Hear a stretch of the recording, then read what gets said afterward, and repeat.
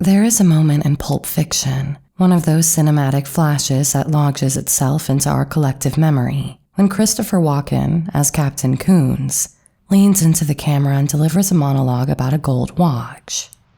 His eyes, wide and unblinking, seem to peer directly into the soul of the viewer.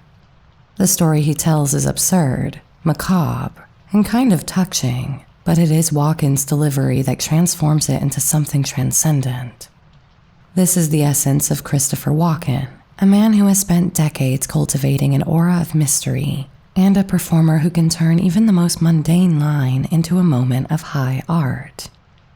So what is it deep in his soul that allows such performances? Well, there was one dark, mysterious, and truly infamous night back in 1981 that might have revealed the truth about Walken.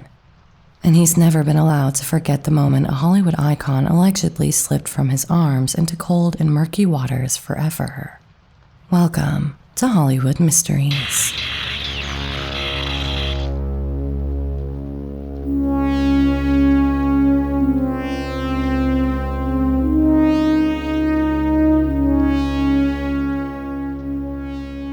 Walken's career spans over 6 decades, covering more than 100 films, countless stage performances, and a surprising number of dance routines. He has played villains, heroes, and everything in between, yet he remains one of the most enigmatic figures in Hollywood. His name alone conjures a specific image: the slicked-back hair, the piercing gaze, the slightly off-kilter charm. He is the actor other actors admire, the one directors call when they need someone to elevate a scene from ordinary to unforgettable. And then there is his voice, that voice. It's been described as hypnotic, unsettling, and utterly unique. It's a voice that can convey menace, humor, and pathos, often within the same sentence. It's a voice that has been imitated countless times, yet never quite replicated. In a way, it's the perfect metaphor for Walken himself. Familiar yet unknowable, comforting yet unsettling, always keeping you slightly off balance. But who is Christopher Walken really? What lies beneath the carefully curated persona, and the roles that have made him a cultural icon? And what really went down between him, Natalie Wood, and Robert Wagner on that terrible night? Part of the answer lies in his origins. Christopher Walken's story begins in the Astoria neighborhood of Queens, New York, a place that has produced its fair share of artists, actors, and eccentrics. Born Ronald Walken on March 31, 1943, he was the middle son of Rosalie and Paul Walken, a working-class couple who instilled in their children a love for the arts. His father, a German immigrant, ran a bakery, while his mother, a Scottish immigrant, was a homemaker with a love of music and theater. It was a household where creativity was encouraged, and young Ronald, who would later adopt the name Christopher, was mesmerized by the spotlight from an early age. Walken's first taste of show business came when he was just 3 years old. His mother, recognizing his natural charisma, took him to audition for television commercials. By the age of 7, he had landed his first role on the Colgate Comedy Hour, a popular variety show that featured performances by some of the biggest stars of the day. It was here that he began to develop the poise and confidence that would later define his career. Even as a child, there was something magnetic about him, a quiet intensity that set him apart from other young performers. But it wasn't just television that captured his imagination. Walken was also drawn to the theater, a world that offered a different kind of magic. At the age of 10, he made his stage debut in a production of The Wonderful John Acton, a children's play that toured schools and community centers. It was a modest beginning, but it sparked a lifelong love affair with the stage. "I always felt at home in the theater," he later recalled. "There was something about the immediacy of it, the connection with the audience, that I found thrilling." As a teenager, Walken's interests expanded to include dance. Dance taught him control, precision, and the importance of movement in storytelling. "I guess you could say I'm a hoofer at heart," he said. "I've been dancing since I was a kid, and it never really left me." But this wasn't the only career path he was considering at the time. He told The Guardian in a 2010 interview about a dream offer that almost made him turn his back on show business. "I got a job as a lion tamer. Who's going to turn that down?" he said. So he spent an entire summer working with Sheba the lion in a circus. "I would come into the cage and wave my whip, and she'd lazily get up and sit like a dog and maybe give a little roar. I like cats a lot. I've always liked cats. They're great company." Thankfully for movie fans, the circus's loss was our gain. However, Walken's path to stardom was far from straightforward. His family moved frequently during his childhood, and he attended several different schools, which made it difficult to form lasting friendships. He was a shy, introverted child, more comfortable on stage than in social situations. "I was always a bit of a loner," he admitted in an interview. "I didn't have a lot of friends, and I spent a lot of time in my own head, but that's where I found my creativity." After graduating from high school, Walken enrolled at Hofstra University on Long Island, where he studied theater. He also became involved in the university's drama club, where he met fellow student and future Hollywood icon, Francis Ford Coppola. The two would later collaborate on several projects, but at the time they were just two young dreamers trying to find their place in the world. Walken's time at Hofstra was short-lived. After 2 years, he dropped out to pursue acting full-time, a decision that was met with skepticism by his family. "My parents were supportive, but they were also practical people," he said. "They wanted me to have something to fall back on, but I knew that acting was what I wanted to do, and I was willing to take the risk."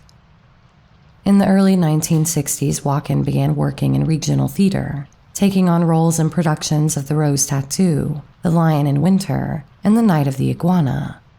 It was grueling work often performed for little pay, but it allowed him to develop his skills and build a reputation as a versatile and committed actor.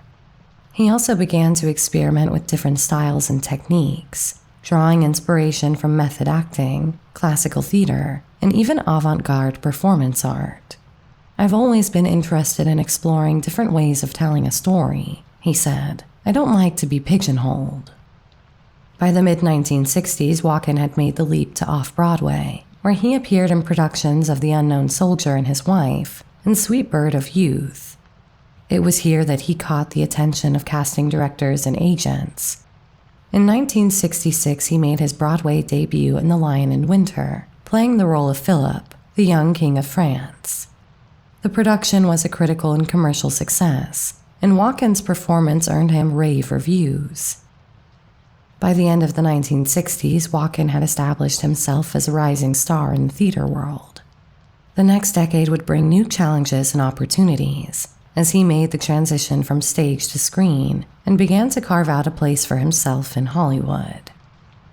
By the early 1970s, Walken was a known entity in the theater world, but he wanted to make a break into movies. He had already made a few forays into television and film, with small roles in shows like Naked City and The Wonderful World of Disney, as well as a supporting part in the 1969 Sidney Lumet film, The Anderson Tapes. But it wasn't until 1978, with his Oscar-winning performance in The Deer Hunter, that Walken truly arrived as a cinematic force. The role of Nick Chevertavrik, a young steelworker turned traumatized Vietnam veteran, was a turning point in his career, a performance so raw and haunting that it pretty much guaranteed his status as one of the most compelling actors of his generation. The Deer Hunter, directed by Michael Cimino, was a sprawling, ambitious epic that explored the lives of a group of working-class friends from a small Pennsylvania town, before, during, and after the Vietnam War. Walken's character, Nick, is the emotional heart of the film, a man whose innocence and idealism are shattered by the horrors of war. The role demanded a rare combination of vulnerability, intensity, and physicality, and Walken delivered in spades. Nick is a character who goes through so much, but he doesn't always express it in words. Walken said of the role, "It's all in his eyes, in the way he carries himself. That's what made it so challenging." The film's most iconic scene, a harrowing game of Russian roulette in a Vietnamese prison camp, is maybe the greatest example of Walken's ability to convey terror and desperation without resorting to melodrama. His face, pale and sweat-drenched, is a mask of anguish as he stares down the barrel of a gun, his hands trembling as he pulls the trigger. It's a moment of unbearable tension, made all the more powerful by Walken's understated performance. That scene was tough, he later admitted. We shot it over several days and it was emotionally draining, but it was also one of the most important scenes in the film, so I knew I had to give it everything I had. The Deer Hunter was a critical and commercial success, earning 9 Academy Award nominations and winning 5, including Best Picture and Best Supporting Actor for Walken.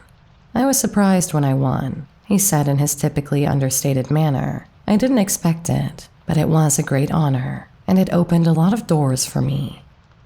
The success of The Deer Hunter catapulted Walken into the Hollywood spotlight, but it also marked the beginning of a new chapter in his career. No longer just a theater actor, he was now a bona fide movie star, with directors and producers clamoring to work with him. Yet, true to form, Walken remained selective about the roles he took on. One of his first post-Deer Hunter roles was in Heaven's Gate, another Michael Cimino film that, despite its eventual notoriety as a box office bomb, was another example of Walken's versatility. Though the film was a notorious commercial failure, Walken's performance was superb, and the film's reputation has been restored in recent years as something of a cult classic. I loved Michael, he said. It didn't work out so well, but now it's proven to be a more interesting movie than it's given credit for. Throughout the 1980s, Walken continued to take on a diverse range of roles, from the villainous Max Zorin in the James Bond film A View to a Kill, to the enigmatic Johnny Smith in The Dead Zone, based on the Stephen King novel. In The Dead Zone, Walken played a man who awakens from a coma with psychic abilities. It was a performance that resonated with audiences and critics alike, earning him a Saturn Award for Best Actor. He enjoyed working with director David Cronenberg, aside from the fact that the film was shot in a genuine deep freeze in Canada, which gave it an authentic snowy atmosphere, albeit one that was almost intolerable for the cast and crew at times. He later stated his preference for working with directors of Cronenberg's quality, saying, "Working with great directors is always a joy. They make you feel safe, and they push you to places you might not go otherwise." In 1977's Annie Hall, directed by Woody Allen, he had a memorable cameo as Dwayne, the suicidal brother of Diane Keaton's character, delivering his lines with a deadpan sincerity that made the scene both hilarious and unsettling. "Can I confess something? I tell you this as an artist. I think you'll understand. Sometimes when I'm driving on the road at night, I see 2 headlights coming toward me, fast. I have this sudden impulse to turn the wheel quickly, head on into the oncoming car. I can anticipate the explosion, the sound of shattering glass, the flames rising out of the flowing gasoline," he says, staring directly into the camera with his usual intensity. It was a small role, but it showcased Walken's ability to steal a scene with just a few lines, a skill he would later hone to perfection in films like Pulp Fiction and Catch Me If You Can. The same year he made Annie Hall, he was up for another part that might have completely altered his career: Han Solo in Star Wars. "I'm very glad Harrison Ford got it," he said. "I would have been terrible." It seems unlikely he would have been terrible, but no doubt his career would have taken a much different path. His life seems remarkably simple. In fact, he's something of a technophobe who claims to have never written an email, and he does not own a cell phone. Somewhat ironically, given his role in Pulp Fiction, he also says he has never owned a watch, and he admits he is notorious for stealing his wardrobe from film sets and never buying his own clothes. He was seen wearing his jacket from the comfort of strangers in an interview some 20 years after the film's release. This slightly eccentric simplicity seems attributable to his marriage to Georgianne Walken, née Thone, a casting director and producer whom he met in the late 1960s. The couple married in 1969 and have remained together ever since, a rarity in an industry known for its fleeting relationships. Georgianne, who has worked on projects such as The Sopranos and The Marvelous Mrs. Maisel, has been a constant source of support for Walken throughout his career, Together, they have built a life that is notably private and low-key, far removed from the glitz and glamour of Hollywood. The Walkens have no children, a decision that has allowed them to focus on their careers and each other. They live in a modest home in Connecticut, where Walken enjoys gardening and spending time away from the spotlight. "I like to keep things simple," he has said. "I don't need a lot of excitement in my life. I'm happy just being at home with my wife and my dog." Walken's relationship with Georgianne is often described as one of mutual respect and admiration. She has spoken fondly of his dedication to his craft, while he has credited her with keeping him grounded. "She's my best friend," Walken once said. "We've been through a lot together, and I don't know what I'd do without her." But has it always been a fairy tale? Inevitably, the answer is no, and one incident in 1981 has haunted him ever since. But before I get into the dark revelations that have recently come to light about that infamous night, I'd like to make an exciting announcement. Hollywood Mysteries is expanding to a second channel, which will be called Rock and Roll Mysteries. The format is just the same as here, with deep dives into the lives of brilliant people, only this time they will be from the world of music. And the only other difference is that I'll be handing narrating duties over to our resident music history expert, so I can stay focused on Hollywood. The first video was released yesterday, and it is all about the scandalous and wild life of the recently departed Marianne Faithfull. It's linked on screen now and in the description, and I would be truly delighted if you would check it out and subscribe to the new channel while you are there. Building a new channel from zero is a big mountain to climb, so any likes or shares would also be hugely appreciated. I'm sure you're going to love what we have in store with plenty of fascinating music mysteries on the way. See you over there. But let's return to the role of Christopher Walken in the murky events of November 29th, 1981. Despite his largely private and controversy-free life, Walken has not been immune to scrutiny. The most enduring challenge of his career came in 1981, with the tragic death of actress Natalie Wood. Walken was aboard Wood's yacht, Splendor, along with her husband, actor Robert Wagner, on the night of November 28th when Wood drowned under mysterious circumstances off the coast of Catalina Island in California. The incident has been the subject of intense speculation and investigation for decades, and Walken's role in the events of that night has been a source of both curiosity and controversy.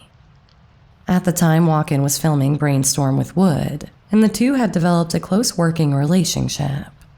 On the night of her death, the trio had been drinking heavily, and an argument reportedly broke out between Wagner and Walken.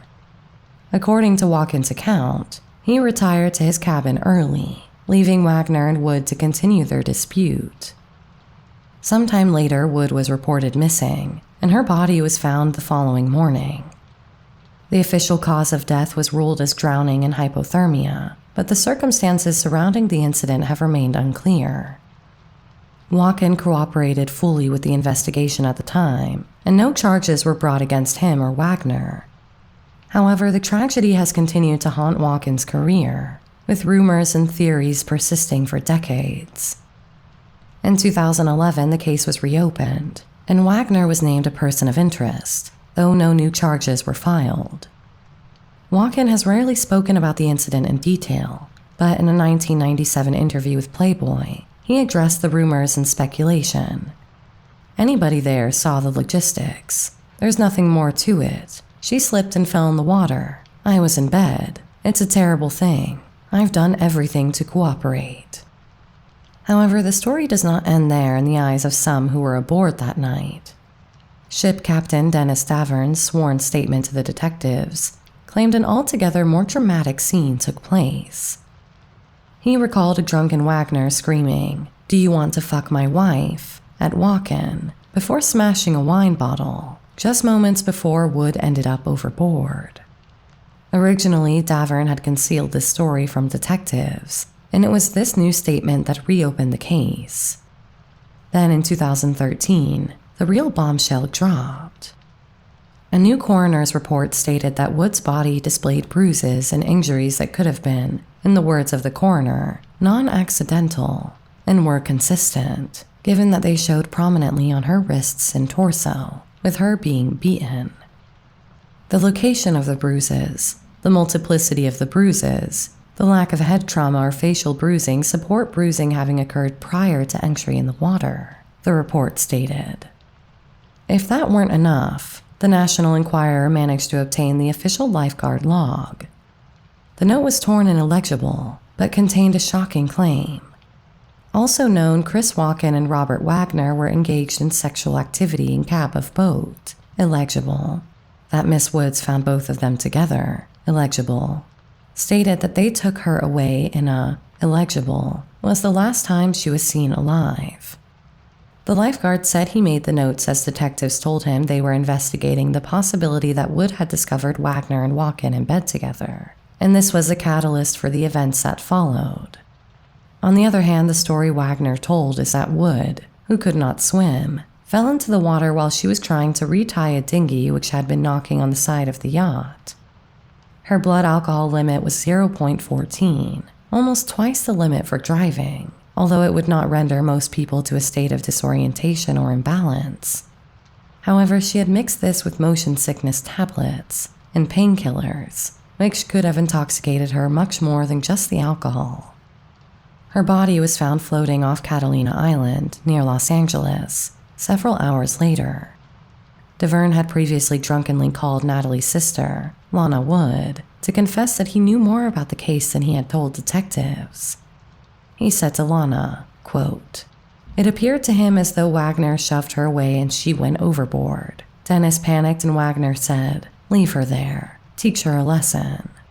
Dennis said he was very panicky that he was sitting and Wagner kept drinking, and he'd say, 'Come on, let's get her.' And he said, Wagner was in such a foul mood at that point that he then shut up and was waiting for when are they going to go to her rescue, until all the sound stopped." Lana continues on to say that DeVerne did not think that Wagner meant for Wood to die, but he did not run to her aid. Even if he did not kill her, which is what I understand the guy's saying, it was, that it was an accident, Lana said. One thing we do know is that whatever happened, it took those remaining on the boat a full 90 minutes to report her missing after she went into the water. The Natalie Wood tragedy remains one of Hollywood's most enduring mysteries, and Walken's involvement has been a source of both fascination and pain. While he has never been accused of wrongdoing, the incident has undoubtedly shaped his public persona. When he was approached by reporters about the reopening of the case in 2011, he largely refused to elaborate on his previous comments, simply stating, "I don't know what happened. She was there and then she was gone. It was a tragic thing." By the mid-1980s, Walken had become one of Hollywood's most sought-after actors. "I've always been drawn to characters who are a little off," he said. "People who don't quite fit in, who have something strange about them. That's what interests me." However, it was at close range in 1986 that gave Walken one of his most chilling mid-80s roles. He played Brad Whitewood Sr., a small-time criminal who ropes his sons into a life of theft. The film's mood hinges on his performance. He's both a charismatic father figure and a ruthless manipulator. 2 years later, Walken switched gears for Biloxi Blues, an adaptation of Neil Simon's semi-autobiographical play. Christopher Walken began the 1990s with King of New York, directed by Abel Ferrara, a film in which he portrayed Frank White, a drug lord newly released from prison. The film was set in his old neighborhood of Queens. "That's where I come from, so the movie was very close to me," he said. This was also an opportunity for him to work with a director who wanted to allow his characters a huge amount of creative freedom. "This movie had a lot to do with the actors making up the dialogue," he said, and he was even permitted by Ferrara to break the fourth wall at times. "You probably don't notice it unless someone mentions it," he explained. "There are a number of times, including in the end, when I talk in the shower, when I look into the lens, and Abel and I discuss that, making the connection of Frank White with the audience." Also in 1990, he switched gears for Paul Schrader's The Comfort of Strangers, adapted from Ian McEwan's novel. As Robert, a seemingly gracious host in Venice, Walken layered politeness with underlying threat, and this time it was a very real threat as his character was deeply involved in sadomasochism and murder. Sharing scenes with Natasha Richardson and Rupert Everett, he kept viewers ill at ease, but this was the one character he could never shake off. "He was the character who really haunted me for a long time," he said. "Early on, I got a thing going playing people who were, let's say, off-center. Gangsters, suicides, and all sorts of things. The best lesson I learned in acting was to do as little as possible." Then came a high-profile role in Tim Burton's Batman Returns. Cast as Max Schreck, a wealthy industrialist with some dubious ethics, Walken added an edge to the film's slate of comic book villains. He wrapped up the early 90s period with a show-stopping cameo in Quentin Tarantino's True Romance, directed by Tony Scott. Though on-screen briefly, Walken's tense interrogation of Dennis Hopper's character remains one of the film's most memorable scenes. By the mid-1990s, Walken's screen persona was firmly established. Part rogue, part philosopher, and unmistakably always Christopher Walken. But perhaps no role better encapsulates Walken's cult status than his turn as Captain Coons in Quentin Tarantino's Pulp Fiction. In a film filled with memorable characters and quotable lines, Walken's Gold Watch monologue stands out as one of its most iconic moments. As I mentioned in the intro, he recounts how he was forced to hide his war buddy's watch in his ass as a prisoner of war in Vietnam, as he ceremoniously bestows it upon the deceased soldier's bewildered young son, none other than the film's protagonist Butch, as a young boy. His cadence, that unmistakable rhythm, turns what could have been a simple exposition dump into a piece of performance art. It's a scene that has been endlessly parodied and referenced, yet it remains uniquely Walken. In 1995, he took on one of his most memorable parts as the Archangel Gabriel in The Prophecy, a horror fantasy that delves into a celestial conflict on Earth. 2 sequels followed, The Prophecy 2 in 1998, and The Prophecy 3, The Ascent, in 2000, where Walken returned to the angelic battlefield. While the angelic warfare played out on a cosmic stage, Walken found himself in a smaller-scale crime caper with Suicide Kings in 1997. There he starred as a seasoned mob boss who was kidnapped by a group of inexperienced young men hoping to force his help. He never loses his cool even as he's bound to a chair, leaning on a threatening stillness that keeps both his captors and the audience uneasy. Walken's collaboration with Tim Burton resumed in Sleepy Hollow, where he appeared as the Hessian Horseman. Though his screen time was limited, the character's ferocious energy added to the film's eerie mood. This headless specter, with sharpened teeth and a thirst for battle, was very much typical Burton, but Walken didn't miss a beat shifting into this role of supernatural horror. Around that same period, Walken lent his voice to Ants, taking on the role of Cutter, a loyal lieutenant ant caught between his duty and his conscience. Walken's influence extends far beyond the screen. His distinctive voice, mannerisms, and delivery have made him a frequent subject of parody and homage. On Saturday Night Live, he has been impersonated by countless cast members, most notably by Will Ferrell. Walken himself has appeared on the show multiple times. His recurring cowbell sketch, in which he plays a fictionalized version of producer Bruce Dickinson, has become one of the show's most beloved bits, with Walken's exhortation to "need more cowbell" entering the cultural lexicon. In the age of the internet, Walken has become a meme, his image and voice used to create countless viral videos and GIFs.